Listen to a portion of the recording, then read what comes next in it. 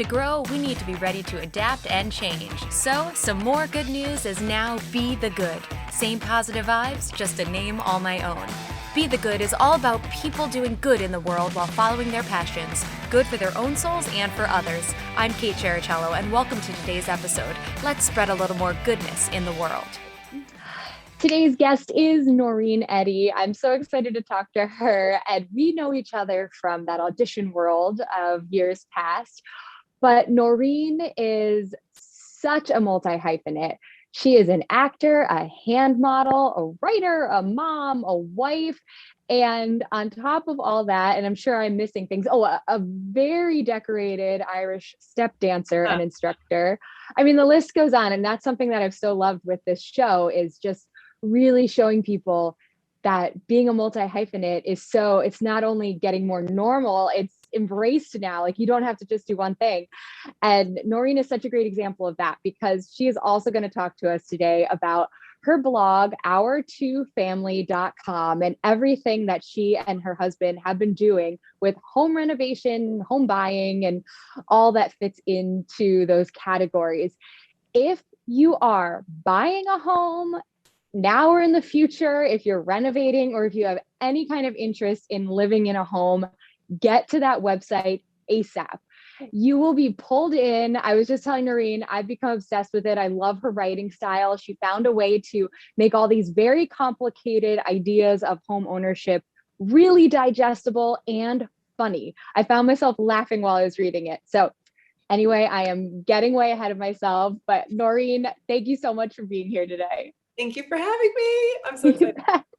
So first question is simply, or not so simply, who are you and what do you do in your own words? Yeah, that's not a simple question. Gosh, it's like, you're like, hi, who am I? So I'm God's kid. I'm Derek's wife. Yeah. I'm Hugh's mommy. And in my professional life, I am an actor and a model, and therefore a hand model, which is the weirdest thing. I'm a dancer, and now I'm a blogger. So it's kind of weird, but it's really fun. I love it. And Noreen, tell us a bit more about your path to where you are now. You can encompass all the facets of your careers or just one. I would love to hear how you went from A to B to C and so on. Yeah, I think I'm around like LMQ area. Yeah, so I started out in music theater. I went to school for music theater at Catholic University. I got a degree in music. Their music theater degree is music. And at the time I thought, okay, I'll do like music theater for a little while. And then if I want to go back to school, maybe I might use that for like music ed or music therapy. So that's why I went into music theater. I know there's BFA programs and acting programs and dance programs. So I ended up in the music side of things. And I did regional, I did stock, put in all those hours. I did the grind. I toured a bit. As you mentioned, I'm an Irish dancer. So I did some Irish dance shows. And saw the middle of the country from the inside of a van and a bus, and and found my way back to New York. Found my way back. I'm from New Jersey originally, outside New York City, so we have that in common as well. And kind of came home. I didn't really expect, you say I'm gonna get out of here and I'm never coming back, and I thought, New York will be there. It was never really like an unknown to me. It was never that mystique of New York. It was like the drag of New York, because my folks are from the city, and it was always just like that place you commute to, and when you're vesseled to New York as the Port Authority, it's not quite the glam of it. Right. So anyway, so I came home and discovered that I didn't like leaving town all the time for theater, and kind of reassessed and found my way into commercials. And I saw like my skills and my face kind of worked best in that area, because commercials like quirky, weird people such as myself. And from commercials, I found my way into hand modeling, which is obviously a very related field.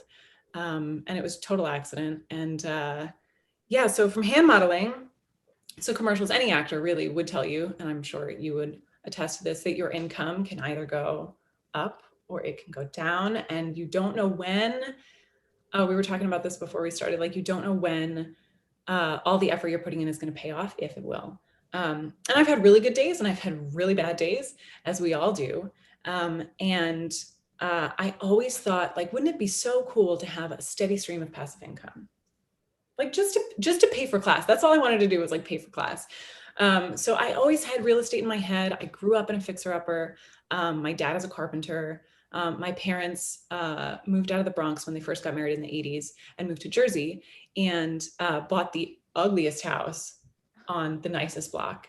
And when I say ugly, like they closed on their house and then they had to go buy a door for the side of the house to like close the house. Like that's how bad their house was. Gosh. Yeah. Their first Christmas in their house, their heat sat down, like they had to get a new boiler, like great stuff. So I grew up in it, like I'm used to it. And I always thought, like, wouldn't it be so cool to have an investment property, right? And then I met my husband, my now husband, and we were shopping for a house right after we got married. We were living in Queens and in Woodside, and we were like, let's buy a house. And we looked in Queens for 5 seconds and we're like, this is crazy. We're not living in New York. We're not owning in New York. This is crazy. We're not millionaires. So we came right back to Jersey and got our foreclosed 2-family house, which is where our 2-family comes from. So I am still auditioning as much as I can. Obviously the pandemic is cuckoo. Managed to have COVID and then managed to have a baby in the pandemic. So now I'm a mom. So that's how I got there. And yeah, so that's kind of my journey to where we are. And then, so the house has been a little crazy. Obviously a foreclosure comes with its own set of crazy circumstances. And we bought the ugliest house on the nicest block we could afford. And so we've spent 4 years renovating it. And we've had a lot of help. We've had a lot of help. And I just thought the whole time my mom is like, you should blog about that. And of course, you know, your mom's your biggest supporter, right? So I'm like taking pictures as we go. As maybe someday I'll start a blog when I have time, you know. And then I think the pandemic for everybody said, you now have time. What are you going to do with it? Yeah. So I think one day I bought the domain a while ago, and then I was like, you know, I should really start, you know, I'm paying for this domain for Art to Kill. I should really start blogging. I should really start blogging. And then, you know, you're pregnant and there's a pandemic and you're not really leaving your house, and you start to learn how to do WordPress. And I just started writing. Fantastic. So that's kind of, does that answer your question? Like, absolutely. And congratulations on like the complete renovation of a house, the birth of a child, like making it through COVID and still having a positive attitude. Because if people listening don't know Noreen or follow her yet, like she had some amazing posts too, giving insight into having COVID, which was just kind of mind blowing there too. And Noreen, the next question, actually, you covered a bit with COVID, how your world has looked different since the pandemic began, and then maybe what you want to continue, like what's changed for the better, and what are you like, I can't wait until I can do XYZ again? Well, the easy answer to that last question is I can't wait to travel again. Yes. Oh my gosh. Like I haven't been on a plane in so long, and I love traveling. So, but sorry, the first question was? Sure. Just how your world has changed due to the pandemic, which you touched on already. And then maybe if there's anything that has changed for the better that you want to continue. Yeah. So what's changed for my world? Immediately, I realized it's really nice not to commute. Yes. Like anyone who takes a train anywhere to get to their job or auditions or whatever, to not have a 25-pound backpack on your back and be able to do things from home is really nice. So that's the service level answer. Other things that have changed, my perspective on life is totally different. Yeah. I think, as you mentioned, I was really, really sick with COVID, and I spent a lot of time lying down in my bed looking at the ceiling. And I had long haul COVID, so I was sick for like 3 months. I thought like, 2 weeks have gone by. I've done my thing. Like I had my fever. I'm good. No, I just kept going. And in that time, I got to really, really think like, okay, what's actually important? Where do I really want to be? You know, how do I really want to spend my time? Like truly spend my time. You know, I can say, I spend time with my family and I spend time with this and I go to church on Sundays, but like, you board the line of like, maybe I should have gone to the hospital with COVID, and you're like, maybe priorities are different. So I had a lot of time to think. So I'm really grateful for that time. So I think, realizing like, if you miss an audition once, it's going to be okay. I hope there are artists listening to your podcast, because you have to be a workaholic if you're going to succeed in the industry in New York, right? It's just kind of the way it goes. Because if you don't work, someone else will, and they'll get the job, right? We all know that. That's pretty standard. And the Olympics are on TV right now. Like, you got to put in that extra rep, you got to practice for that extra hour. And at the end of the day, when you're thinking about your own mortality, maybe that doesn't matter so much. And I'm sure my agents will kill me if they find out that I don't want to go to every single possible 1,000th audition, because truly I think it's been 1,000 auditions at this point for me, at least for commercials. And I truly go to all of them. But yeah, it definitely, COVID definitely shook my head up and said, hey, what's important, right? And then we had a baby in the middle of a pandemic. I think having a baby not in a pandemic is adjustment enough, but to go through the experience of, going to the hospital and there's nobody there. I mean, which is kind of nice. Like, after you have your baby, you're exhausted and you don't want anyone to come visit you. Not the first time I've heard that comment from people who've had babies during the pandemic. Yeah, I just saw a friend who had her baby last summer in the middle of things, and it was her second baby. She's like, God, it was really nice that nobody came to the hospital and bothered us. That's nice. But then when you get home and you're on your own, and we were trying to be careful of other people who could come to our house that we didn't know what we'd been exposed to at the hospital, right? And then you're trying to protect your newborn, who's, could get anything. The common cold is dangerous for newborns. So it's just this whole mind-blowing thing. And having a kid is just the coolest, weirdest, most wonderful thing ever, even though it's work, obviously, because a little human is totally dependent on you to keep them alive. And that's mind-blowing. But you do it, and you just, every day it's one day at a time. And it's just been a wonderful mind shift, and it's been great. Wow.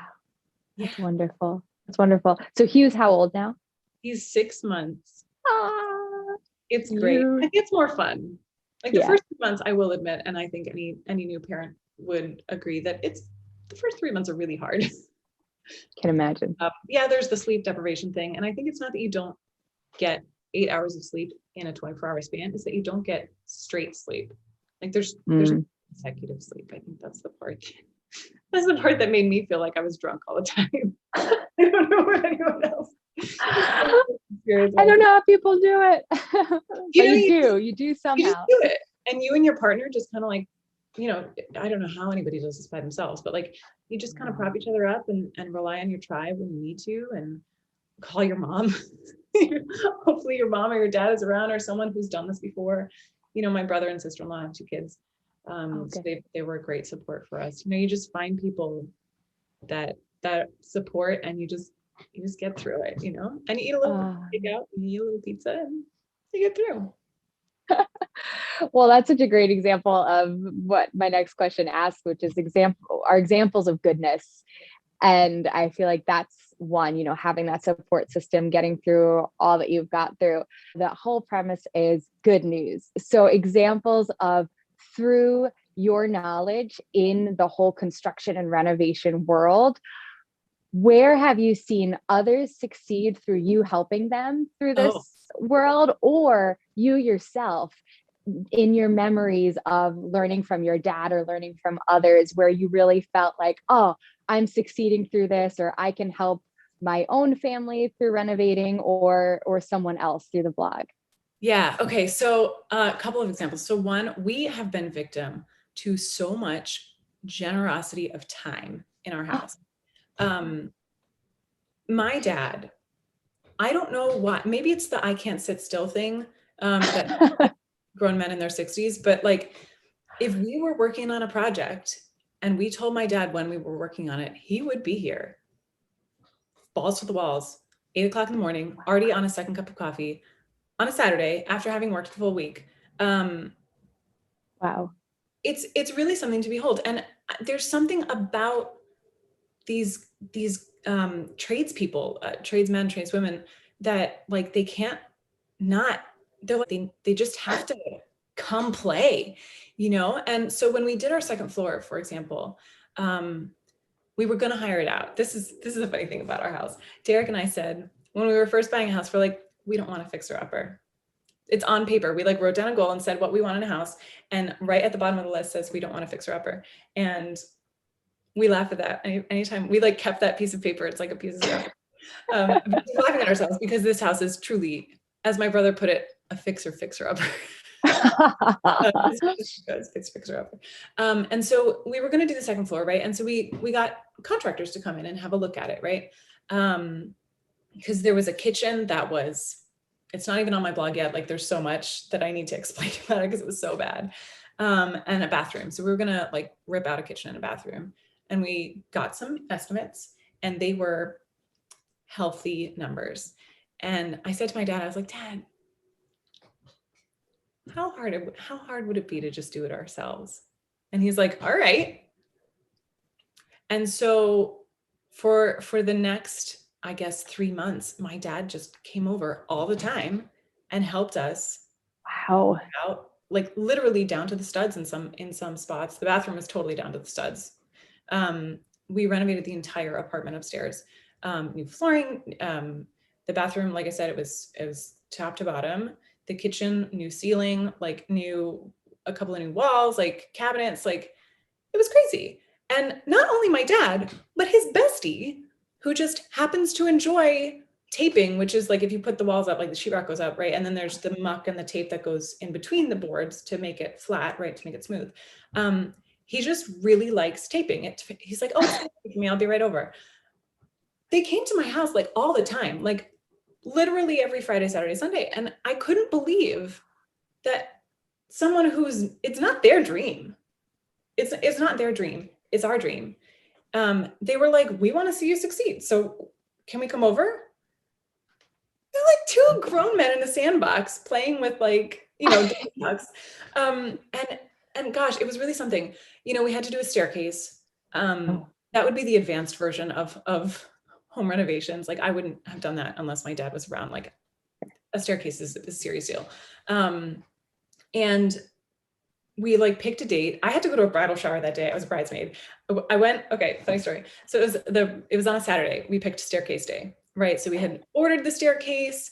My father-in-law's an architect, so he like helped us measure it out. My dad double checked it all. Like Derek's a drafter, so like he drew it. We ordered the staircase. Gosh. Somebody delivered a staircase to our house, and it's not like a small staircase. We're talking like a 14-stair staircase. And my dad's like, I want to do it. Because we got a contractor to estimate that too. And it was also a health number.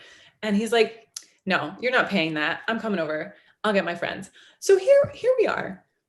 These random people just think it's fun and interesting to install a staircase in somebody's house. So it's Friday night, right? And they're prepping, right? Derek, my husband, my dad, Frankie, my dad's bestie, are cleaning stuff out.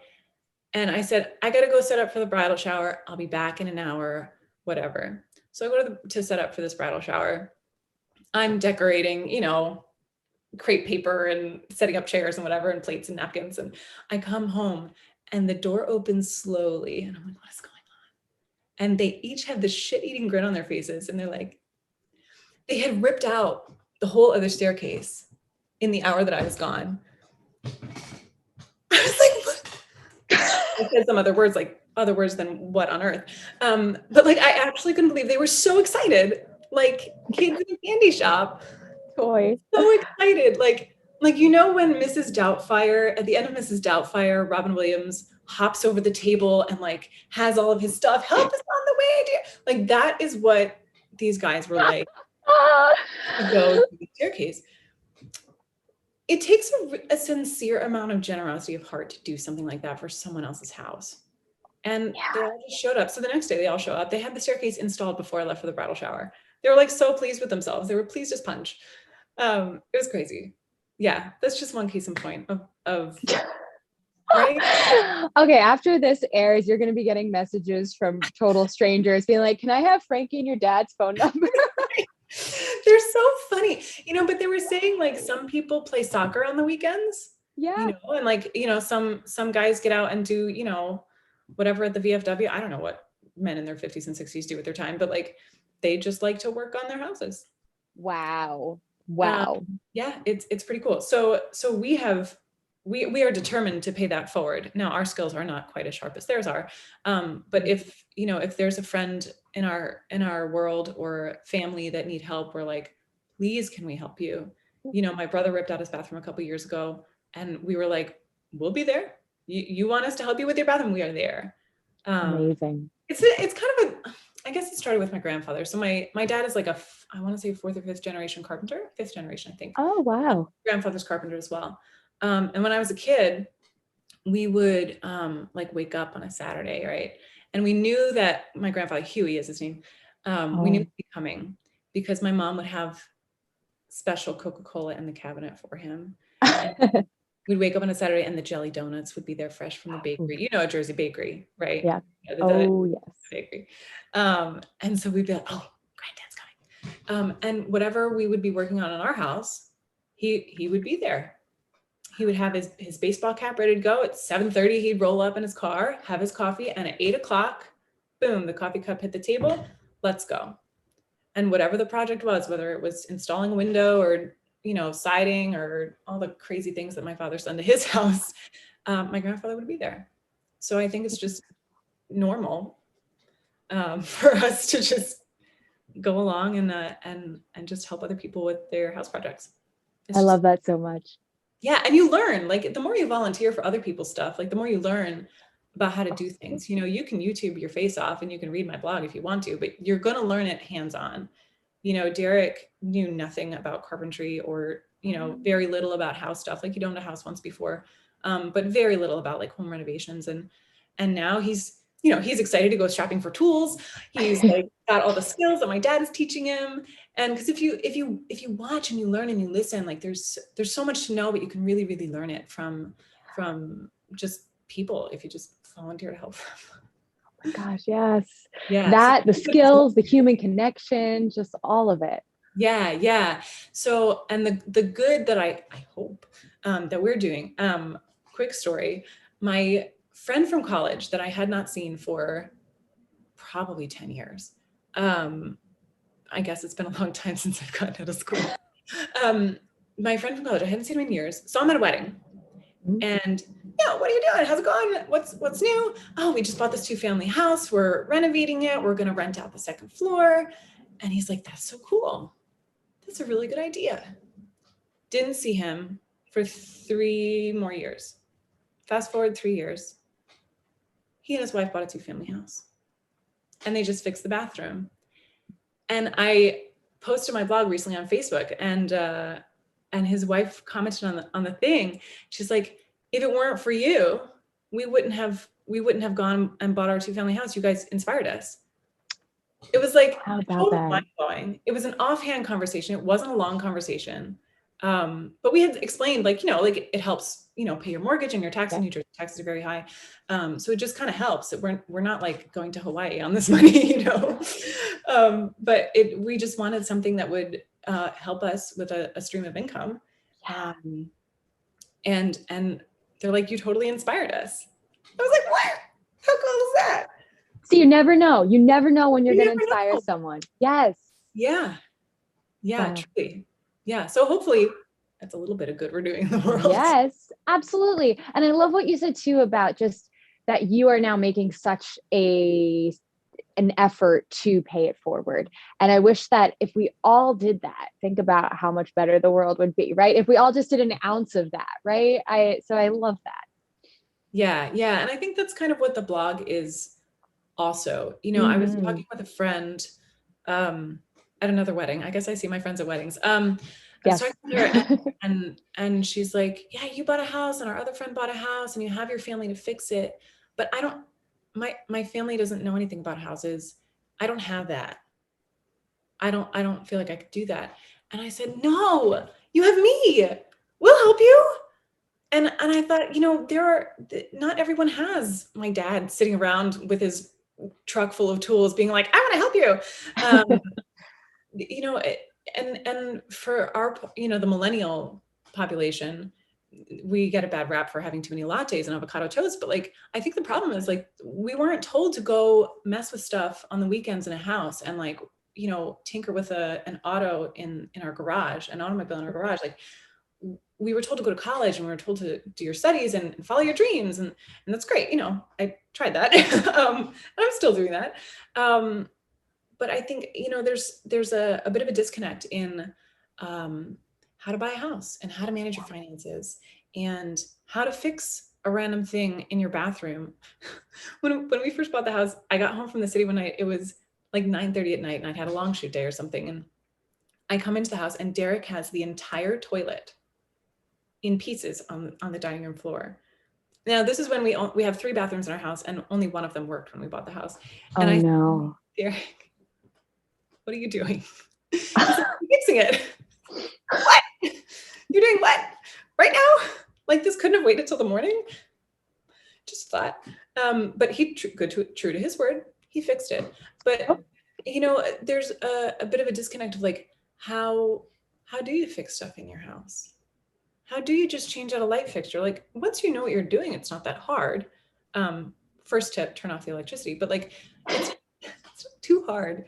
But we just don't know, and I know millennials, we're slow to buy houses. We have student loan debt. Like, there's all those things that are kind of stacked against us, not to mention the timing of the 2008 crisis, another economical crisis right now. So I'm hoping that the blog can be something that will help people just like us to go for it and to buy a house and to provide information on what is it? What the heck is a down payment and why do you need it? And, so I don't know everything, and that's kind of the point, because we can work together and all find out together. So if I don't know the answer, I'll go find it. That's for sure. But yeah, we just want to be a resource and a springboard for people to go after it and buy a house and make it happen. And it's such a great resource, like unbelievable. Like I said at the beginning, it's so digestible and fun to read. It's really like I'm just talking to you, and it really, wait, I hold on. I wrote down one of the quotes from it that I need to say out loud here. Okay. If you're shopping in post 2020, you might be waiting outside in a huge line, like obtaining tickets to a Backstreet Boys concert circa 1999. I mean, there is so many quips like that I was like, I don't know where it came to your brain, but it's so good.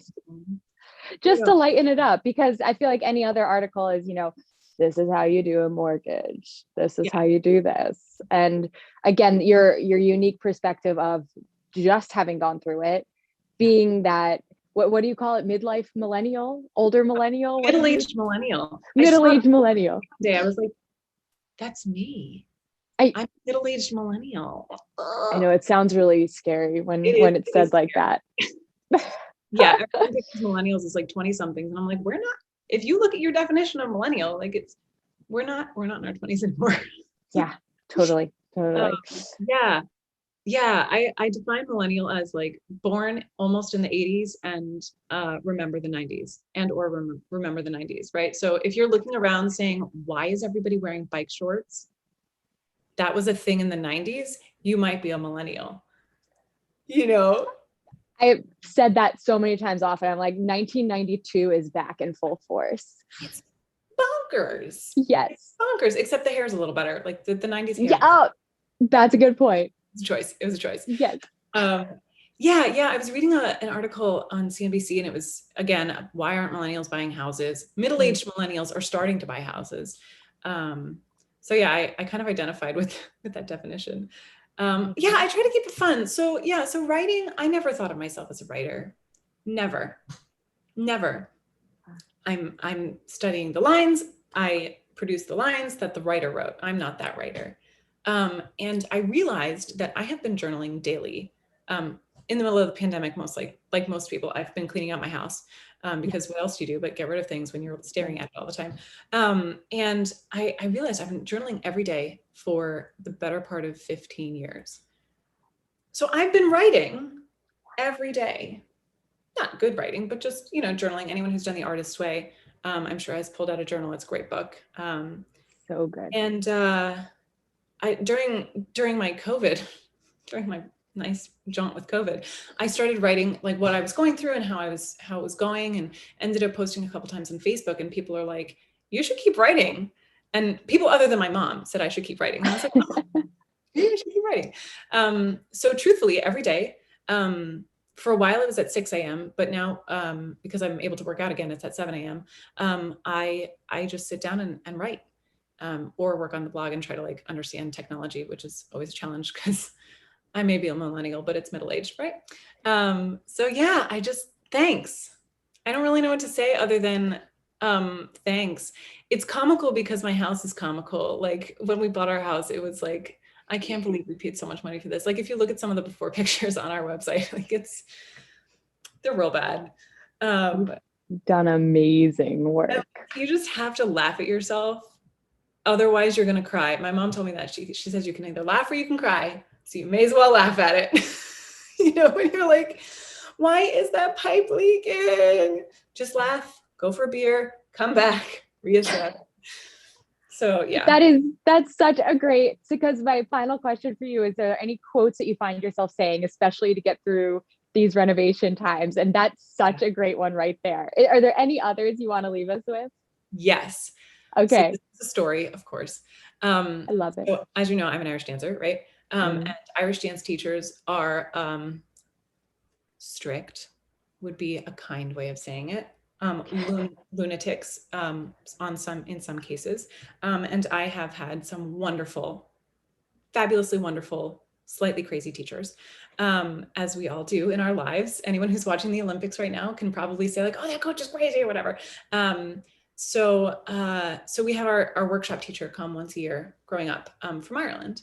And Mona is truthfully one of the best Irish dance teachers in the world, right? She has multiple world champions in her career. Like she's a fabulous dancer herself. Like she's wonderful. And I was a good kid. If there was a brown noser, it was right here. And I was always on my best behavior in class, like didn't want to do anything wrong, did not want to get yelled at, did not want my mom to know that I got yelled at, right? And so we were in this workshop, and it's long days and your body's tired. And it was like 5 minutes to 9. We were 5 minutes to the end of class, and someone had lollipops. And I wanted a lollipop. And so I sat down with whoever this was and opened up a lollipop and started having this lollipop. And Mona was not done with class because there was 5 minutes left, right? Dance teachers, you dance to the end, to the last minute. Second. Yeah, exactly. So she was working out something, and I don't know why, because I was not the best dancer in my class by any stretch. And I don't know why she picked me, but she picked me, and she gets in my face. And picture this. Noreen, get up and do it! And Kate, I thought I was going to die. I thought the floor was just going to open up and hell would consume me, and that I was going to die at 16 years old. And sure enough, of course, I got up. Lollipop on fire. I got up, and whatever she was doing, I did it. But the takeaway that has stuck with me all these years: get up and do it. Get up and do it.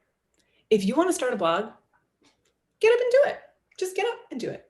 If you want to buy a house, get up and do it. If you want to go for a 1 mile run and that's a goal for you, get up and do it. That's it. So yeah, so that's my thing with buying a house too. For us, it was, oh, we want to buy a house. And you can want to buy a house for a decade. And it's really easy not to. Really easy not to, especially right now, because the housing market's a little crazy. It's a cuckoo. It's like a spectator sport. But yeah, just get up and do it. Yeah. Perfect way to wrap this up. I can't thank you enough for being here, Noreen. And make sure you find her our2family.com, and Instagram is at our2family, right? It is. Yeah. Instagram is going to be a little quiet for now with R2Family. I'm on Insta at Noreen Eddy. Yes. And I'm focusing on Pinterest right now. They tell me bloggers. The word on the blogging street apparently is that Pinterest is a thing. I, being the dinosaur millennial that I am, just joined Pinterest. If anyone listening knows about Pinterest, just privately message me. I would appreciate it. But we're going to focus on that first, and then Instagram will probably come later. But we're there. That's wonderful. We'll find you. Excellent. Thank you so much. Thank you so much. Thanks so much for listening to Be the Good with Kate Cherichello. Whether you're listening on YouTube or via podcast, it would mean the world if you liked, subscribed, and or left a review. You heard about the good? Now go out and be the good in your life this week. If you have stories of good news that need to be shared, please send me a message. Thanks again, and have a great week.